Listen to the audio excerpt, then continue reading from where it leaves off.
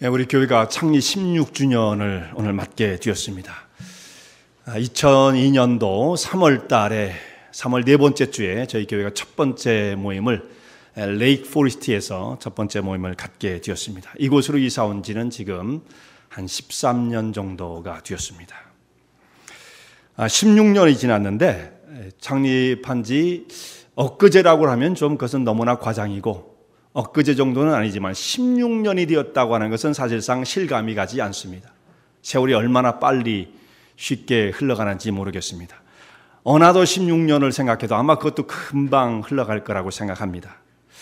지금까지 하나님의 살아계심을 체험하며 또 하나님의 교회가 하나님의 돌보심 속에서 여러 가지 사실 이 땅에 있는 교회는 고통을 겪기도 하고 혼란하기도 하고 어려움을 겪는 것이 사실입니다. 그런 가운데서 또 하나님께서 저에게 새 힘을 주시고 헤쳐나갈 수 있는 지혜를 주시고 믿음의 길을 허락해 주셔서 그 수많은 하나님의 살아계심을 체험하며 지금까지 우리가 달려왔습니다.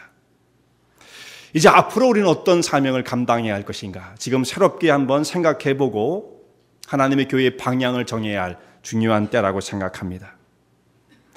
주님께서 이 땅에 인간의 몸을 입고 오셔서 3년간 제자들을 훈련시키셨습니다. 공생에 나서셔서 가장 중대하게 하셨던 사역이 최종적으로는 십자가의 주심과 부활이지만 그 전에 또한 심혈을 기울이셨던 것이 제자를 세우는 일이었죠. 12사람의 예수님이 제자를 선택하여 부르시고 그들을 훈련시키셨습니다. 그리고 이제 예수님의 3년의 공생의 마지막은 십자가의 주심과 부활로 이루어지게 되었죠. 예수님께서 떠나가시면서 이 땅에 세우신 하나님의 교회를 제자들에게 맡기시고 제자들에게 이 교회를 담당하게 하시고 예수님은 하나님 우편으로 가셨습니다. 그래서 예수님께서 다시 오시는 그때까지 하나님의 사역을 집중적으로 감당해야 할 곳이 바로 교회인 거예요. 교회. 그 사역을 우리에게 맡기시고 예수님은 이 세상을 떠나 가신 것입니다.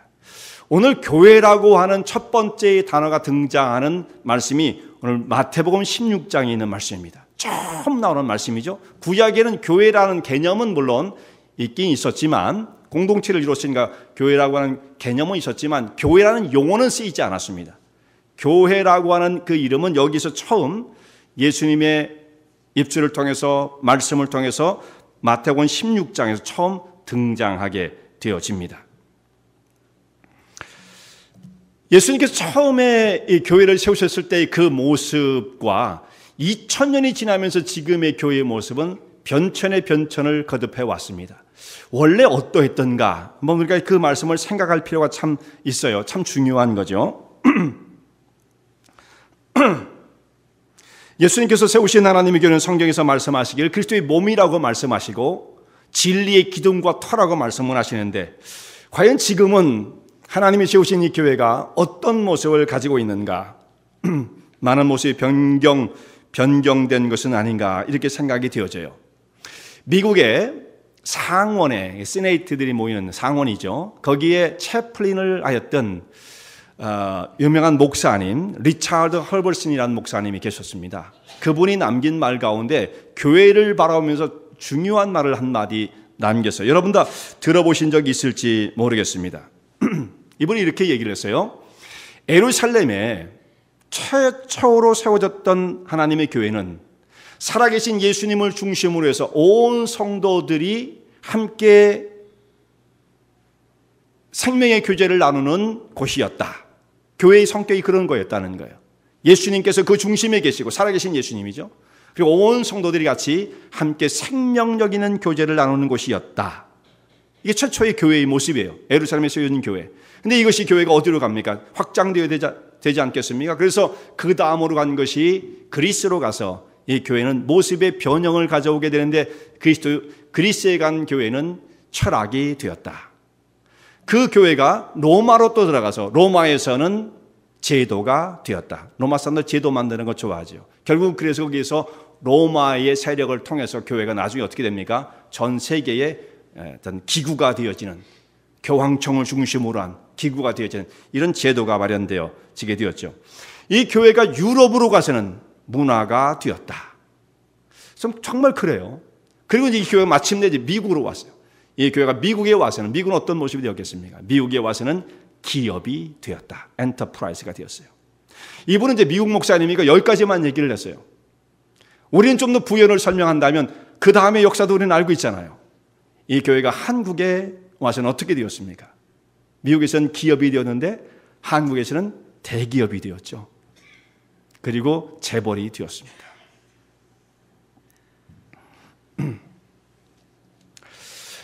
교회는 역사를 2000년의 역사를 지나는 과정을 통해서 그 외형적인 모습은 변할 수밖에 없어요. 그것은 뭐 정당한 것입니다. 어쩔 수 없어요. 아무런 문제가 없는 것입니다. 원래 처음에 교회는 교회의 건물도 없었습니다. 모임도 가정을 중심으로 해서 모이는 교회가 전부였습니다. 시간이 점점 지나면서 어떤 그 시대의 모습을 따라서 교회도 그 외형적 모습은 변화를 가져올 수밖에 없는 것이고 그것은 아무런 문제가 될 것이 없습니다. 그러나 그 속에 담겨있는 영성은 변해서는 안 되는 것이고 복음이 변질되어서는 안 되는 것이죠. 그 안에 있는 내용과 정신은 정말 끝까지 성경에서 말씀하고 있는 바대로 지켜지고 있는가, 이것은 우리가 신중하게 생각해 봐야 할 문제인 것입니다. 중세의 신학자 중에 토마스 아퀴나스라는 사람이 있어요. 1200년대 사람인데요, 이 사람이 교회에 대해서 이렇게 얘기를 했습니다.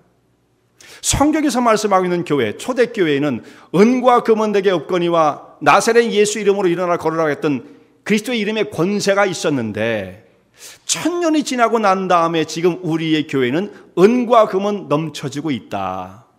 교회의 기둥은 정말 금으로 세울 수 있을 만큼 부가 교회에 몰려들게 되었고 바닥을 대리석으로 장식할 수 있는 넉넉함이 있게 되었는데 정작 있어야 할 예수 그리스도의 이름의 권세는 잃어버린 시대가 되지 않았느냐 탄식하는 거죠. 자기들 진단하면서 그런 이야기를 했었어요. 중세의 암흑기에 교회의 무기력함을 탄식했던 한 신학자의 고뇌가 담긴 말이라고 생각합니다. 교회의 타락, 교회의 어떤 무기력, 이것은 거룩함보다 물질을 앞세울 때 이루어질 수밖에 없는 것입니다. 하나님께서 원하시는 바는 그 속에 들어있는 정말 한 사람 한 사람의 영혼이 주의 원하신 모습대로 바르게 세워지는 것인데 여기는 별로 큰 관심을 가지지 아니하고 외형적인 것, 사이즈와 볼륨에 사람들이 관심을 갖게 되어지면 사실상 그 속에서 문제가 발생하기 시작하죠. 빗나가기 시작하는 것입니다. 그리고 우리는 흔히 그렇게 생각합니다. 우리는 그렇게 습관되어 왔기 때문에 우리가 쉽게 하는 말이 뭐냐면 우리도 양으로 또 크기로 모든 것을 재단하려고 하는, 그것으로 판단하려고 하는 습성이 강하게 우리의 삶을 지금 이끌어가고 있죠. 그래서 이런 말을 쉽게 해요. 다 크는 데는 이유가 있어. 다 큰 데에는 그렇게 많은 사람이 모이는 데는 뭔가 이유가 있기 때문이야 라고 생각을 하죠. 이런 말은 쉽게 합니다, 우리가. 그 말 속에는 뭐가 담겨 있습니까? 크면 선한 것이다. 크면 그 속에 무슨 하나님의 역사가 능력 있게 일어나고 있는 것이다 라고 하는 것으로 연결을 시킨다는 말씀이에요. 근데 사실은 그렇지 않습니다. 꼭 그런 건 아니에요. 그럴 수도 있지만 꼭 그런 것은 아니죠. 주님께서는 우리의 심령의 중심을 보신다고 말씀을 하셨어요. 사람은 외모를 보거니와 하나님께서는 그 중심, 사람의 마음의 중심을 보신다 말씀하십니다. 그러나 우리는 마음의 그 중심을 볼 수 있는 눈은 갖지 못했고 외형적으로 이루어지는 것을 통해서 무언가를 생각하려고 그래요. 그래서 결국은 나중에 하나님을 만나는 것조차도 양으로서 사이즈로서 승부를 보려고 하는 이런 생각들이 우리의 마음속의 은연중에 자라나게 되어지는 것입니다. 교회는 함께 성도들이 모여서 마음을 같이 나누고 생명의 규제를 이루면서 신앙의 성장을 이루어 마침내 예수님의 모습을 닮아가는 곳이어야 돼요. 우리의 골이 그거잖아요. 예수님의 모습을 닮기만 한다면 그게 최고인 것입니다. 어떤 상황이 있든지 예수님께서 하신 모습대로 하신 말씀처럼 주님의 거룩과 그 인품, 성품을 나타낼 수 있다고 한다면 우리 교회는 정말 성공한 거죠. 최고의 교회가 되어지고 최고의 성도가 되어지는 것입니다. 그런데 이런 성도들이 같이 모여서 신앙을 함께 나눠야 할 곳에서 어떤 경우는 교회 상처를 받고, 오늘 우리 집사님들 기도를 하시면서 그런 기도를 하셨어요. 교회 신앙생활을 하다가 무슨 일 때문에 상처를 받고 교회를 떠나고 이런 분들이 상당히 많아요. 길을 잃어버린 분들 많아요. 전도를 하다 보면 그런 분들을 많이 만나게 되어지죠. 시카고에서 교회를 안 나갔던 게 아닌데요, 가보니까요 뭐 시끄럽고 뭐하고 뭐 이런 얘기를 쭉 한단 말이에요. 그런 분들을 다시 교회로 이끌어오는 일이 이게 보통 어려운 일은 아니에요. 물론 그분들이 말하는데 자기 나름대로 이유가 있을 것입니다만 무슨 이유를 대도 교회를 떠난 것은 정당화될 수는 없습니다. 어떤 이유가 되든 어찌됐든 하나님의 교회, 세상에 완벽한 데는 없거든요. 완벽한 교회는 없어요. 어쨌든 하나님의 교회, 그리스도의 피로 값주고 사신 하나님의 교회를 소중히 여기며 그 교회를 중심으로 해서 어떻게 하든지 하나님의 선한 역사를 이루고자 하는 그 일을 포기해서는 안 돼요. 무슨 일이 있어도. 나머지 일들은 사실 마음이 속상한 것이고요, 기분이 나쁜 것이고 이런 것들이잖아요. 그러나 하나님의 교회는 이것과 비교할 수 없는, 변경될 수 없는 최고의 가치가 있다는 말씀이에요. 그걸 끝까지 지켜나가야 하는 것입니다.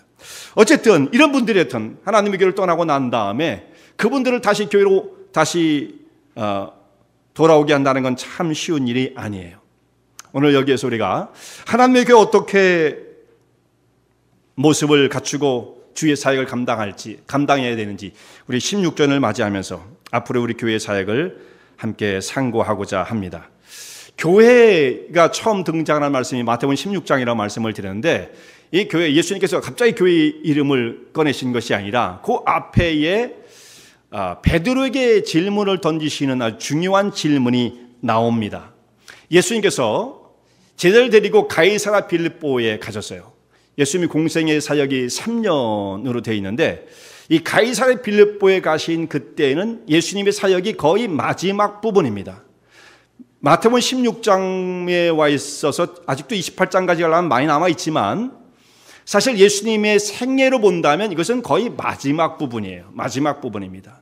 가이사랴 빌립보에서 제자를 데리고 이제 막 예루살렘을 향해서 올라가시면 예수님의 사역이 이제 끝나게 되어지는 거죠. 거의 마지막 부분에 와 계시는데 이곳에 이제 제자를 이끌고 가셔서 그들에게 중요한 질문을 던지세요. 사람들이 나를 누구라 하느냐? 너희가 들은 바가 있느냐? 그때 사람들이, 제자들이 예수님께 말씀을 드립니다.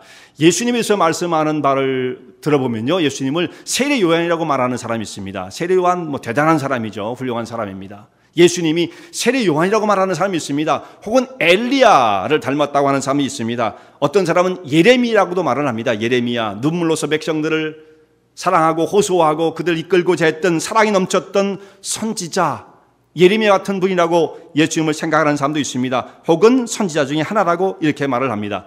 물론 이 모든 이야기 보고들은 예수님에 대해서 좋은 긍정적인 그 마음을 갖고 있었던 사람들에 대해서 나온 말들이었죠. 예수님 정말 훌륭한 분이야, 대단한 분이셔, 이런 고백은 맞는 것입니다만 여기에 그렇다고 해서 예수님이 하나님의 아들 메시아 이런 말은 없잖아요.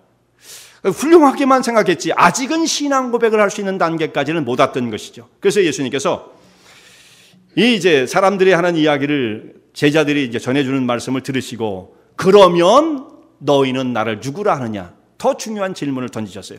그러면 너희는 나를 누구라 하느냐? 오늘 우리 성경 말씀 보면 가라사대 너희는 나를 누구라 하느냐? 15절에 그렇게 말씀되어 있죠. 근데 여기에 사실 그러면이 더 붙어야 돼요. 그러면 사람들은 그렇게 말한다마는 너희들은 나를 누구라 하느냐? 중요한 질문을 던지셨습니다. 베드로가 예수님의 이 말씀을 듣고 주는 그리스도시요 살아계신 하나님의 아들이십니다 라고 대답을 드렸습니다. 주는 그리스도시요 살아계신 하나님의 아들입니다. 정말 놀라운 고백이죠. 놀라운 고백. 하나님의 아들이십니다. 그리스도이십니다. 메시아이십니다 라고 하는 뜻입니다. 예수님께서 베드로의 신앙 고백을 받으신 후에 아주 기뻐하시면서 베드로를 칭찬하십니다. 바요나 시모나 내가 복이 있도다. 바요나 요나의 아들이란 뜻이에요. 요나의 아들 시모나. 원래 베드로의 이름이 시몬이었습니다. 시모나 내가 복이 있도다. 너 정말 어떻게 그걸 알았니? 정말 넌 복이 많은 자다. 이렇게 칭찬을 하시는 거예요. 그런데 그 뒤에 하신 말씀을 보면 이를 알게 하는 혈육이 아니요 사람의 어떤 생각으로 사람의 노력으로 지혜로 깨달을 수 있는 것이 아니라 이를 알게 하는 혈육이 아니요 하늘에 계신 천부께서 알게 하셨다. 하나님께서 알게 하신 것입니다.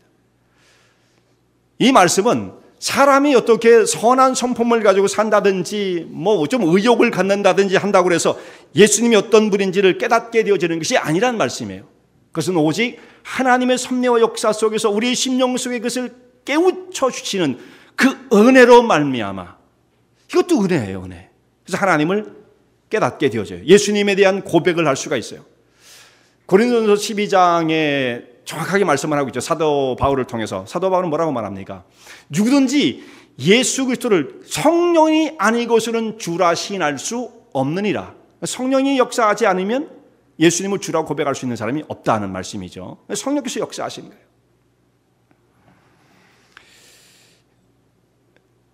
우리의 삶을 통해서 봐도요, 여기까지 우리가 오는 데에 예수님을 믿고 이제 하나님의 백성이 되어서 이제 신앙생활하고 여기까지 오는 데에 정말 우리의 경험을 봐도 하나님의 역사가 아니면 내가 어떻게 예수님을 나의 주로 고백할 수 있을까?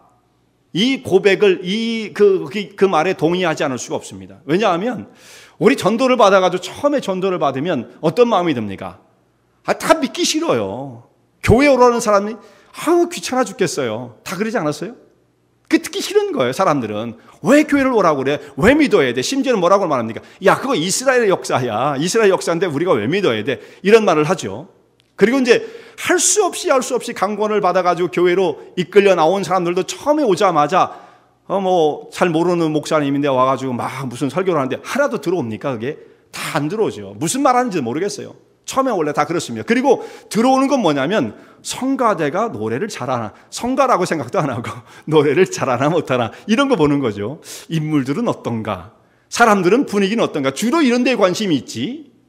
말씀을 듣고 그 말씀이 깨달아지고 그 말씀을 통해 예수님을 만나게 되고 이런 일들은 거의 벌어지지 않습니다.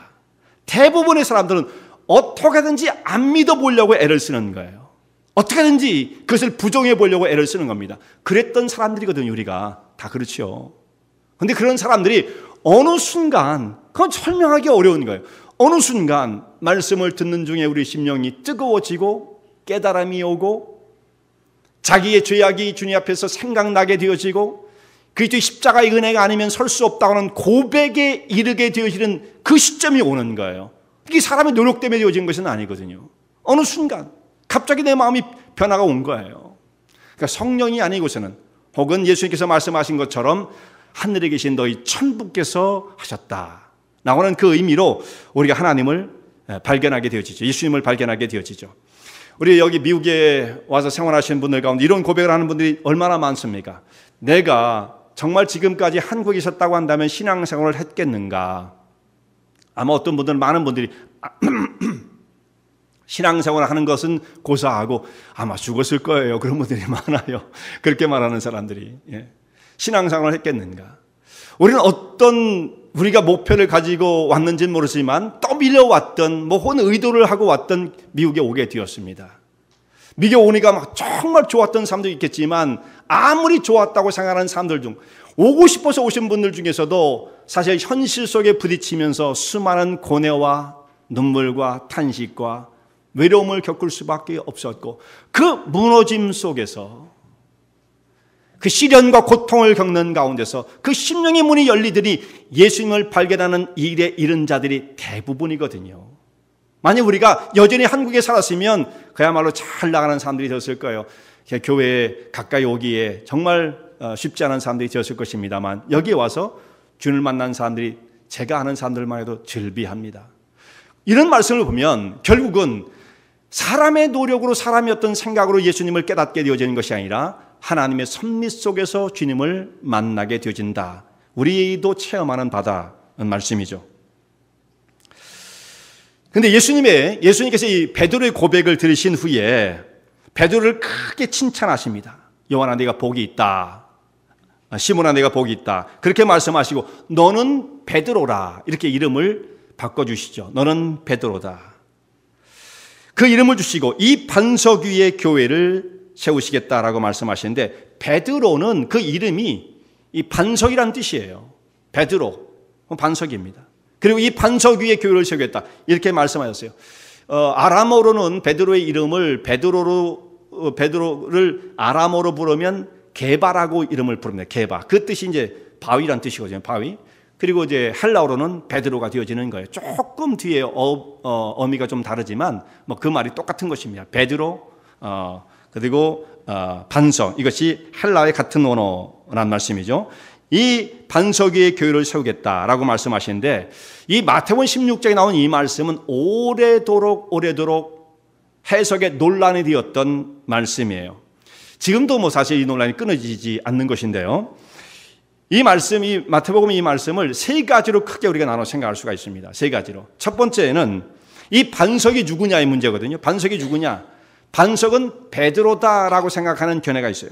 두 번째는 이 반석이 어떻게 베드로냐, 사람이 될 수 있느냐, 그리스도이시다라고 말하는 사람도 있어요. 세 번째는 이 반석은 개인 베드로도 아니고 예수님도 아니고 베드로의 신앙 고백이다, 이렇게 말하는 견해가 있습니다. 첫 번째에 이 반석은 베드로다, 베드로 위에 교회를 세웠다라는 이 해석을 좋아하는 사람들이 누구겠어요? 천주교 사람들이겠죠. 천주교 사람들. 여기서 그 교리가 다 나오는 거예요. 예수님께서 베드로를 반석으로 세우시고 그 위에 교회를 세우시고 그에게 천국 열쇠까지 주셨으니까 베드로는 첫 번째 교황의 자격을 가진 거다, 이렇게 믿고 있는 것입니다. 정말 그것이 맞는 건가? 그래서 이스라엘 가니까 베드로 수익권 교회라는 교회가 있더라고요. 저는 처음 들었어요. 사실 거기 가서 발견을 했습니다. 그랬더니 베드로 수익권 교회, 우리한테는 그것이 하나도 안 중요하잖아요. 베드로가 가장 위라는 거거든요. 가장 위. 천국 열쇠를 받은 자가 베드로예요. 근데 로마 캐톨릭 그 천주교 사람들은 그것이 중요한 교리거든요. 그래서 베드로 수익권 교회를 세워놓고 거기서 또 예배를 드리고 그런 모습을 발견하게 되었습니다. 근데 이것이 과연 맞는지 여러분들이 좀 마지막까지 다 들으시면 여러분 스스로 판단할 수 있을 거라고 생각을 해요. 베드로는 바로 여기 반석은 베드로를 의미하는 것이다라는 해석의 견해가 하나 있고요. 두 번째 해석은 어떻게 개인 베드로가 반석이냐, 여기 반석은 예수님을 나타내는 것이다, 이렇게 해석하는 그 견해가 있습니다. 이러한 해석은 성경 말씀을 있는 대로 보려고 하지 않고 자기의 생각을 가지고 성경 말씀을 재해석하려고 하는 시도예요. 이런 경우들이 상당히 많습니다. 성경의 말씀을 그 본문이 정말 말하고자 하는 것이 무엇인지는 관심을 갖지 않아요. 이런 우리가 오류를 많이 범하거든요. 내가 가지고 있는 생각들을 이 성경 말씀을 통해서 정당화시키고 싶은 그런 그 유혹들이 사실 누구에게나 있기 마련이에요.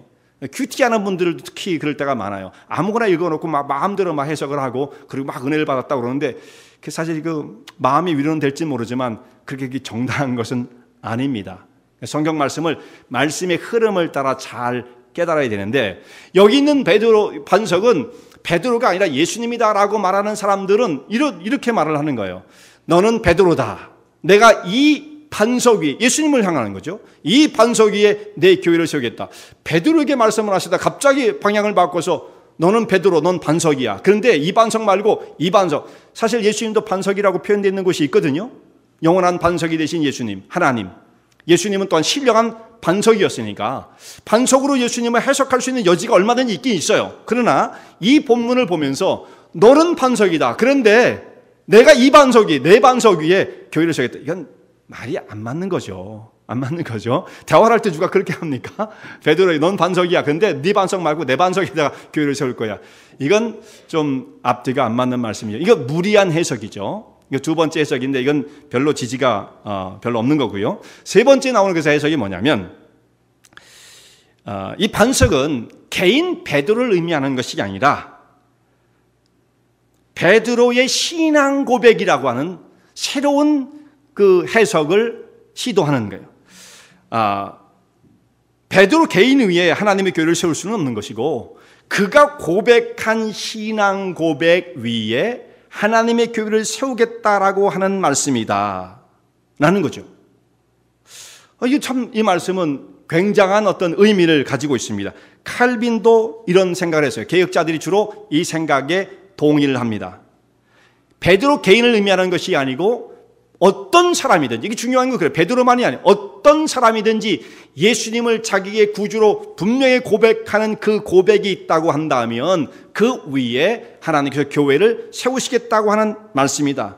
이건 개인 베드로에게 주어진 말씀이 아니라 온 공동체의 신앙 고백이다라는 말씀이죠. 그래서 지금 베드로 고백을 하지 않았습니까? 그러나 이 베드로는 개인적인 고백이 아니고 12명을 대표하는 의미의 고백이지, 다른 사람은 하나도 몰랐고 베드로만 알았다, 베드로만 제일 똑똑해, 사실 그런 뜻은 아니에요. 그래서 이 구절을, 이 말씀을 뒷받침해 주는 성경의 여러 구절이 있어요. 중요하게 교회를 말씀하면서 에베소 2장 20절에 있는 말씀 보면 이런 말씀이 있습니다. 너희는 사도들과 선지자들 터 위에 세우심을 입은 자라. 그리스도 예수께서 친히 모퉁이 돌이 되셨느니라. 어디에 교회가 세워졌습니까? 예수님께서는 가장 중요한 모퉁이 돌이 되시고, 또한 그 터가 누구냐면 사도들과 선지자들 위에, 그러니까 한 사람이 아니죠. 사도들 12사도가 되어지고 선지자들도 얼마나 많았습니까? 그 사람들 위에 세우심을 입은 것이 교회다. 이렇게 에베소 2장 20절에 말씀하고 있고요. 요한계시록 21장에도 또 한 구절이 있는데, 요한계시록 21장 14절에 있는 말씀 보면 이렇게 되어 있습니다. 그 성의 성곽에는 12기초석이 있고 그 위에는 어린 양의 12사도의 12이름이 있더라. 이 성곽은 하나님께서 새롭게 마련하신 그 성곽을 의미하는 것이지만, 상징적으로 대치해 본다면 우리가 이것을 교회다 이렇게 말하기는 어렵지 모르지만 그렇게 옆에 두고 대치할 수가 있는 거죠. 그 하나님의 교회의 하나님의 그 성곽의 그 기초에 12기초석이 있는데, 거기에는 어린 양의 12사도의 12이름이 있었다. 누구예요? 예수님의 제자들이죠. 베드로의 이름이 아닙니다. 온 그 사도들의 이름이 거기에 기록되어 있다. 그러므로 분명해지죠. 이것은 한 사람 개인이 말하는 것이 아니라 신앙 고백을 하는 모든 사람들, 사도들 위에 예수님께서 교회를 세우시겠다라는 말씀입니다. 하나님의 교회가 세워지는 것은 사람의 어떤 개인적인 무슨 충동 내지는 욕구 때문에 세워지는 것이 아니에요. 교회는 주님이 세우시는 것입니다. 그래서 얼마나 여기서 예수님께서 강조하십니까? 베드로가 그렇게 고백은 했지만 베드로가 내가 주님 교회를 세우겠습니다 이런 말씀 합니까? 그런 말씀 못 드리죠. 하나님의 교회는 주님이 세우시는 거예요. 주님의 주도권을 가지고 역사의 주인 되신 주님께서 내가 내 교회를 이 반석 위에 세우리니 이렇게 말씀하고 계시는 거죠. 주님이 세우시는 거예요. 그 교회는 또한 누구의 소유입니까? 예수님의 소유입니다. 사람의 것이 아니에요. 사람의 것이 아니에요. 그래서 우리가 이런 생각을 하게 되어집니다. 한국에서 지금 이제 세대 교체가 이루어지면서 세대 교체 속에서 이제 참 많은 어려움이 있잖아요. 그것이 이제 교회를 얼마나 약화시키고 복음의 장애가 되어지는 결과를 맺게 되어지는지 우리가 정말 다 공감하는 반대. 남의 교회 얘기니까 뭐 우리가 신경 쓸 거 없다 그렇게 생각하시면 안 됩니다. 하나님의 교회는 남의 교회가 따로 있고 내 교회가 따로 있는 것이 아니에요. 그리스도의 교회죠. 그리고 그 교회가 고통을 당하는 것이 우리의 아픔이 될 수 있고, 또한 그렇게 잘못되어지면 온 세계의 복음의 역사가 문이 막히게 되어지기 때문에 중대한 일들이에요. 근데 지금 한국에서 벌어지는 일들을 보면 어떤 그 교회를 안정시키기 위해서 정말 그것이 안전장치일 수는 있어요. 아버지에서 아들로 가는 것이 가장 안전할 수는 있어요. 현실적으로는 그럴 수 있습니다. 그렇다 손 치더라도 누가 오든지 혼란은 있어요. 그러니까 제일 안정된 것은 아들로 가는 게 제일 안정된다. 그럼 사실 그것만큼만 생각한다면 일리는 있는 얘기입니다. 그러나 교회가 무슨 안전을 추구하는 것도 아니고요. 때로는 고통과 아픔이 온다 할지라도 하나님의 교회가 본질을 잃어버려서는 안 돼요. 그러니까 주님의 교회인데 마치 이 소유권이 개인에게 있는 것처럼 생각되어지는 것은 대단히 위험한 것이다. 자, 지금은 안정될지 모르지만 그 여파가 앞으로 어떻게 미칠지 중대하게 생각을 해야 할 문제죠. 교회의 본질이 변하는 거죠. 예수님께서 나의 교회를 이 반석에 세우시겠다 말씀을 하십니다. 그러면서 우리에게 이제 사명을 주시는 거예요. 예수님께서 베드로에게 천국 열쇠를 줄 것인데 음부의 권세가 이지 못할 것이다 라고 말씀을 하셨습니다. 천국 열쇠를 줘서 음부의 권세가 대항하지 못할 것이라고 말씀하시는데, 그 말씀을 가만히 생각해 보면 무엇을 전제하고 있느냐면 음부의 권세가 상당히 도전해 올 것이라는 것을 사실 염두에 두고 하시는 말씀입니다. 그런 도전이 아예 없다고 한다면 이 말씀하실 필요가 없어요. 음부의 권세가 이기려고 하겠지만 이기지 못할 것이다 라고 하는 그런 뜻이거든요. 너희가 하나님의 교회를 이루는 가운데 이 세상에 수많은 도전을 받게 될 것이다. 그러나 천국 열쇠를 주기 때문에 너희가 그 모든 그 도전을 물리쳐내고 승리하게 될 것이다. 이렇게 말씀을 하시는 거예요. 그런데 그 사단의 권세가 이기지 못하게 하기 위해서는 우리가 이루어야 할 그 조건이 있어요. 어떻게 해야만 사단의 권세를 물리치고 하나님의 교회가 든든하게 세움을 이룰 수가 있겠는가? 첫 번째는 영적인 싸움을 할 때예요. 영적인 싸움을 할 때. 우리 영적인 싸움을 포기하면 교회는 교회의 정체성을 잃어버립니다. 교회가 뭐 하는 곳이냐?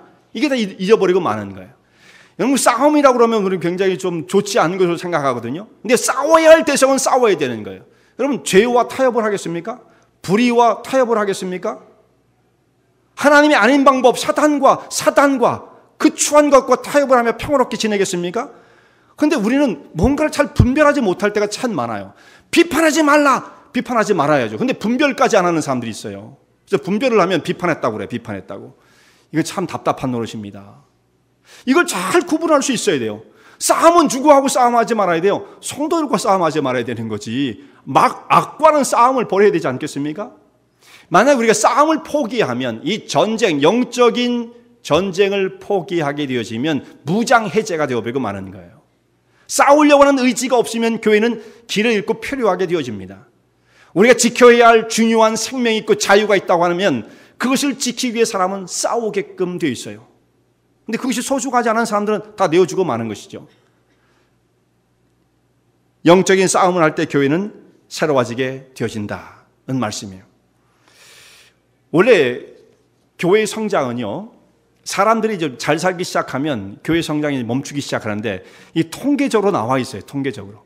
교회 성장학자들이 말하기를 개인당 소득이 3만 불이 넘어가면, 뭐 조금씩은 차이가 있을 수 있습니다만 3만 불이 넘어가면 교회 성장은 멈추게 되어진다. 정말 그 말이 맞아요. 미국 교회는 뭐 옛날에 멈췄고 유럽은 그전에 더 멈췄고 한국도 멈췄잖아요. 디클라인이 시작됐다는 말씀이죠. 3만 불, 사람이 좀 잘 살기 시작하면 이 영적인 부분에서 어두워지기 시작하고 거기에 관심을 갖지 않게 되어지는 것입니다. 우리가 이 환경 가운데 처해 있는 거예요. 하나님의 교회가, 지금 우리 성도들이, 우리 교회가 이 환경 속에서 어떻게 해야 되는가? 정말 영적인 치열한 대결을 벌이고 있는 거예요. 2000년의 교회 역사 가운데 지금만큼 혼탁해진 시대는 없었어요. 과거로 가도 혼탁하고 어지러움이 있긴 있어요. 야, 어떻게 세상이 이렇게 살았을까 할 수 있거든요. 그러나 지금 같은 정도는 아니에요. 지금 같은 정도는 아니에요. 세상에 지금 모든 질서와 어떤 스탠다드가 다 무너지는 그런 시대를 만나지 않았습니까? 하나님 말씀을 정면으로 부정해버리는 이런 시대를 만나지 않았습니까? 모든 기준은 없어. 내가 원하는 것이 선이야라는 것을 가리키는 시대를 만났습니다. 여기에서 우리가 복음을 가지고 예수님의 생명의 역사를 이룬다는 것 정말 쉬운 일이 아니에요. 그러니까 영적으로 무장되지 않으면 마귀들이 너무 세졌어요. 우리가 그래서 영적으로 더 깨어서 무장되어지지 않으면 그 마귀의 올무 가운데 굴복할 수밖에 없는 것입니다. 정말 우리가 정신을 차려야 할 그 시대예요.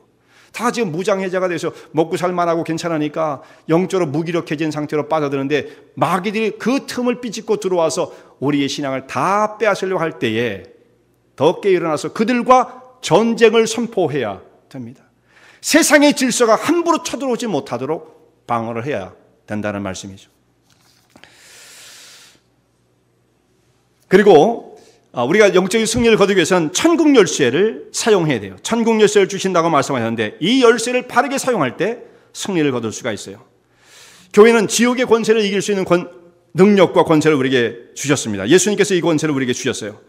이 열쇠를 가지고 땅에서 무엇인지 풀면 다 풀릴 것이다. 그러나 땅에서 매면 하늘에서도 매일 것이다. 이게 놀라운 말씀입니다. 베드로가 이 권세를 가지고 땅에서 풀면 하늘에서 풀리는 거예요. 이것은 이제 로마 그 교회에서는 교황이 갖고 있는 세력이 얼마나 큰 줄 아느냐, 뭐 이런 거죠. 그렇게 이제 강조를 하는 거예요. 교황이 갖고 있는, 사제가 갖고 있는 권한이 얼마나 큰지, 여기서 구원을 시켜주면 구원받는 것이고, 여기서 그 사람들을 파면을 한다든지 하면 다 파면되는 것이고, 이런 식으로 이제 이 말씀을 해석하고 싶어 하지만, 사실은 그런 말씀보다는 베드로의 입장을 한번 생각해 보세요. 그가 원래는 고기 잡는 어부였습니다. 예수님께서 그를 이제 사람 낚는 어부로 부르시는 거예요. 그리고 이 천국 열쇠를 베드로에게 주십니다. 이제 베드로는 이 열쇠를 가지고 사람을 낚으면 그 사람들을 풀어 하나님 백성이 되게 하는 사역을 하는 사람이에요.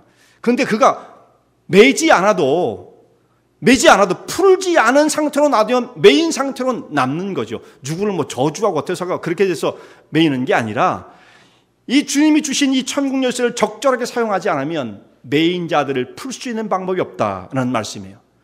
천국에서 스스로 풀 수는 없어요. 여기에서 하나님 백성들이 그 사명을 맡은 대로 충성을 다하게 될 때 빛의 사명을, 소금의 사명을 감당하며 잃어버린 영혼들을 향해서 그 복음의 역사를 펼쳐나갈 때 하나님의 교회가 생명을 얻고 구원받는 자의 수가 더해지는 천국의 열쇠를 정말 적절하게 사용하는, 그리함으로 말미암아 승리를 거두게 되는 역사가 이루어진다라는 것을 말씀하십니다. 세상의 모든 영혼이 복음을 깨닫고 예수님을 주로 신하는 여러분들의 손에 달려 있어요. 천국 열쇠를 받고 쥐고 있는 여러분, 천국 열쇠를 지금 이게 뭐 눈으로 보이는 건 아니지만 여러분에게 다 천국 열쇠를 주신 거예요. 교황이 갖고 있는 게 아니에요. 천국 열쇠를 갖고 있는데 이 열쇠를 가지고 푸는 사람은 그 영혼에 매여 있는 걸 풀어 하나님의 백성으로 삼는 생명을 얻는 역사를 이룬 자이며, 이 열쇠를 적절히 사용하지 않는 사람은 그것을 땅에 묻어둠으로써 매인대로 내버려 두는 사람이 되어지고 마는 것입니다. 우리에게 놀라운 막강한 권한을 주셨다라는 말씀이죠.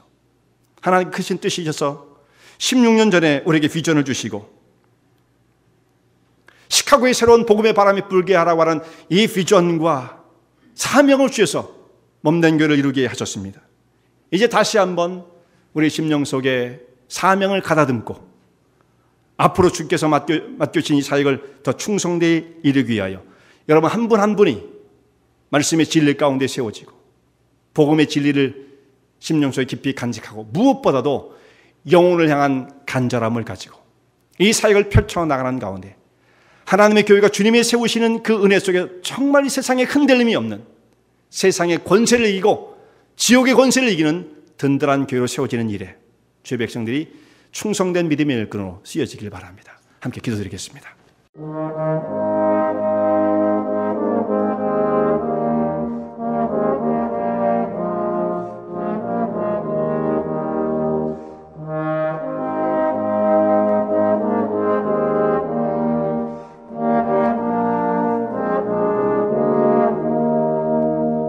이 설교 말씀을 듣고 신앙 상담을 원하시는 분들은 847-962-4412번으로 전화 주시기 바라며, 은혜와 진리 장로교회는 230 US 하이웨이 45번 인디언 크릭 일리노이 60061에 위치하고 있습니다. 주일 1부 예배가 아침 8시, 2부 예배가 11시에 있으며 새벽 기도가 매주 화요일부터 토요일까지 오전 6시에 있습니다.